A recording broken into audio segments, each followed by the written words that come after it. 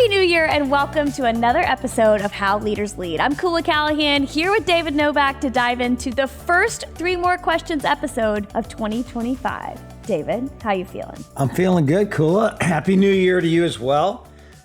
Did you do my 3x5 exercise? I absolutely did do your 3x5 exercise. I've done it every year that I've known you. So what are you today? Should I get, oh man, I have my card, but it's over in my bag over there. Well, Koula, go get it. I think it'll be fun. Let's go. A few moments later. Okay, I got it. Okay, what I am today is a loving daughter. How I can be even more effective tomorrow is call mom or dad every day of the week. Perfect. My parents are getting older. I really enjoy my relationship with them, and I want to continue to make it vibrant and healthy. Great. Okay, what I am today is a healthy, vibrant single woman. How I'll be even more effective tomorrow is, this is a 2-parter. Continue to take daily personal inventory, and when I am wrong, promptly admit it, and wake up each morning and run or move my body. Well, that's good. I thought you were going to say I want to be a healthy, vibrant, married woman. Well, I mean, hey, maybe that too. 2025 could also bring me a husband, so we're not ruling it out. That would be a lucky man for sure. No doubt about that. Okay, what I am today is a smart and collaborative marketing leader. How I can become even more effective tomorrow is help the David Novak Diabetes Institute make its way to becoming the #1 diabetes institute in the country. All right. That's great, Koula. You are a great marketer. That's a great exercise, everybody. You really go through, what am I today? How can I be even more effective? Go through that list. I posted mine on X, shared my 3x5 card. Then I put it on my refrigerator so I keep it top of mind every single day. And, I just think it's something that everybody can do. It's always great to have high self-awareness. I love it. It's so great, David. I start each year with it now. So thank you for imparting that wisdom onto all of us. Well, today for our 3 More Questions episode, we're diving into your conversation that you had with Drew Holcomb. And I loved this episode. It was such a fun and creative one to kick the year off with. So I'm excited to dive into the 3 questions I've got teed up for you, David. All right, let's go.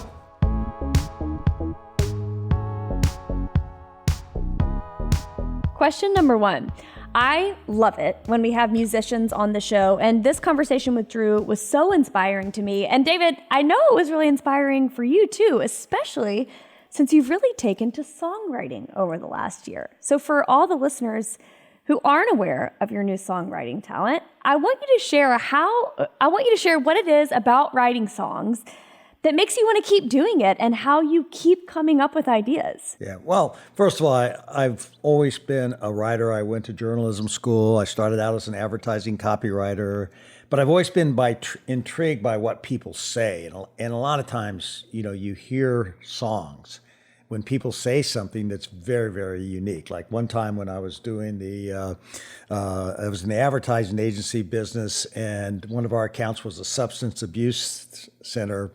And we were doing some focus groups, and this guy said, "There's nothing wrong with drinking. There's something wrong with me." I said, "Oh, there's a song, There's nothing wrong with drinking. There's just something wrong with me.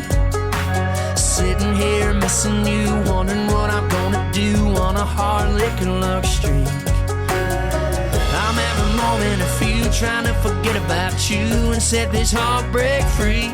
Girl, there's nothing wrong with drinking. There's just something wrong with me, something wrong with me."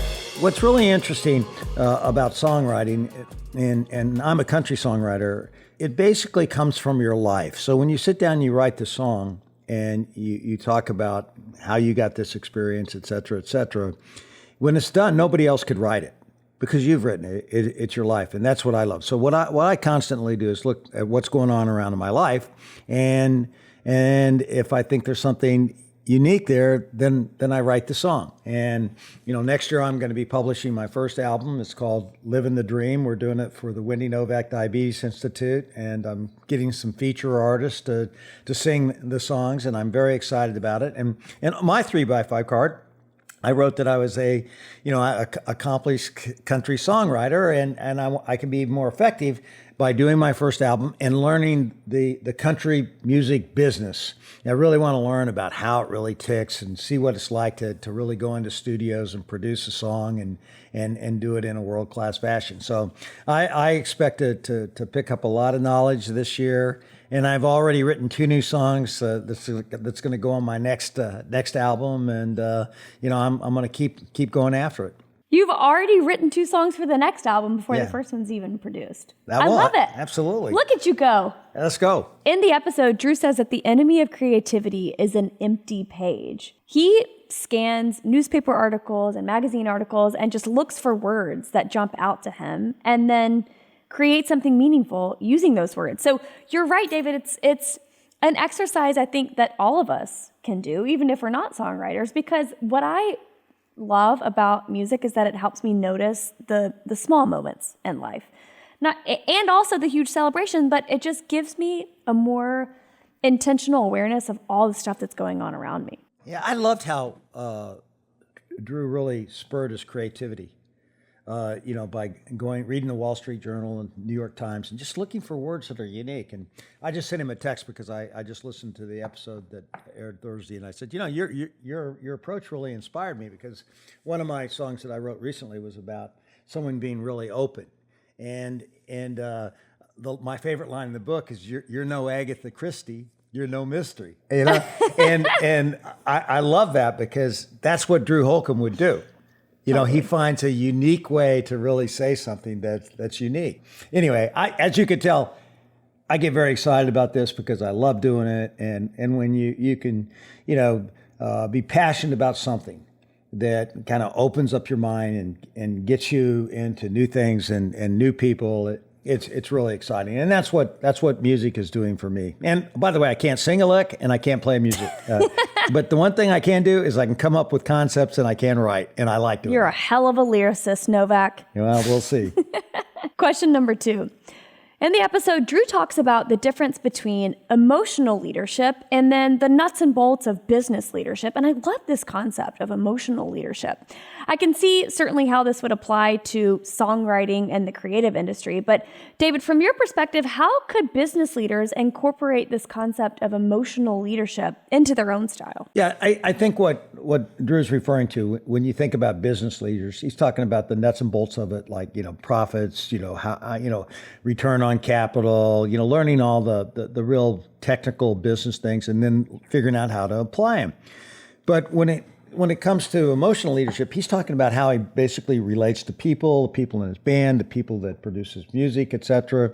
And there he talks about the importance of really knowing everybody's story, really knowing what's inside of people's heads, knowing what really makes them tick. And if you find out what that source of motivation is, and then you play to that over and over again, you're going to help people get done what they really want to get done in their life, but they're also going to do a heck of a lot more for you and your business. So what I think Drew has really figured out is how to do both. He's really got the magic at the end. He really is a heck of a businessman. He's very accomplished, but he knows how to work with people, motivate people, get inside of their head.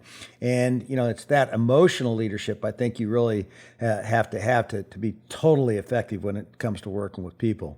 The other thing about emotional leadership, it's really powerful when it comes to creativity. When creative people are sensitive. They want to know that you care. Creative people are passionate about their work, and they want their baby that they're working on to be perfect, and they don't want people to mess it up. And so what you really want to do is create a safe space, and then let people really fly. And that's what he did. By the way, that's the name of one of his songs, which is called Fly. I love that song. What it also does, this emotional leadership, when you do create this safe space, it allows people the opportunity to also push you as the leader. Drew talks about in the episode how some of his bandmates are the ones that have pushed him to expand his creative boundaries even more. So this idea of kind of being in tune emotionally with the people around you and the people you lead just creates a better overall product in the long term. Absolutely. Couldn't agree more. Question number 3. One thing Drew does incredibly well is that he super serves his core fan base, or his power users, as you would call them, David. He says there are a lot of ears in the world, and you have to go after and chase your ears if you want to be successful, meaning the people that love your music the most. David, what advice would you give to a leader who's really trying to figure out who their core audience is and how to serve them in a unique way? I think it's so important that you find your heavy user, because in almost every business, every category, basically 5 to 10% of your user base is going to count for 75 to 80% of your volume. And it's a lot easier to get the heavy user to use you one more time than it is to go out and try to bring in a new user or a light user. So the most successful brands know a way they find ways to stimulate their core user base, their heavy user base. And I can tell you, some of the hardest things that I've tried to do is to try to bring in that light user and or to get a light user to use you more often. I mean, a good example of this was when I was at KFC. One of our obstacles that we had was that fried chicken is something that a lot of people avoid for health reasons. So we tried to do a tender roast chicken, baked chickens. We did all this stuff to get into the non-fried category. And you know what everybody said? Give me the fried. If I want to go eat chicken at KFC, I'm not looking for anything healthy. I want to go in there and I want to eat the fried. So once we got focused more back on just trying to figure out how to give people permission to indulge in our products, we did much better than when we were trying to change KFC into a healthier concept. I always felt like we needed to have something for the people who wanted to be more health conscious. That's why get rid of the veto vote. That might be somebody in the car might want to have something that's healthy and everybody else want to have the fried. So you need to have that, but never ever forget that fried chicken is what KFC is all about. And that's I think Drew has figured that out in the music world. He absolutely has. He talks about this experience that he offered some of his ultra high VIP fans. It was bourbon on the bus, I think. Drew's a big bourbon guy. And so he offered this very high ticket item to people who loved his music the most, where they could come on the bus for 20 minutes or so before a show, have some bourbon with Drew and just get to know him a little better. And it worked out really well for him. He said he was a little anxious about it going into it because, it's a long time with maybe awkward people who you don't really know, but he said he loved it. And I think that it's going to just inspire even more opportunities like this for him to continue to invest in these folks. Just to clarify that, he was the one that was awkward because he's going to be around people. The thing about him and the reason why he liked it so much, and I know what you meant to say, Koula, the reason why he liked it is that he's so comfortable around people and he treats everybody well. But he didn't know if it would be awkward for him to be in there for an hour, it's been a long time with him. But he said, man, that time just flew and it was great.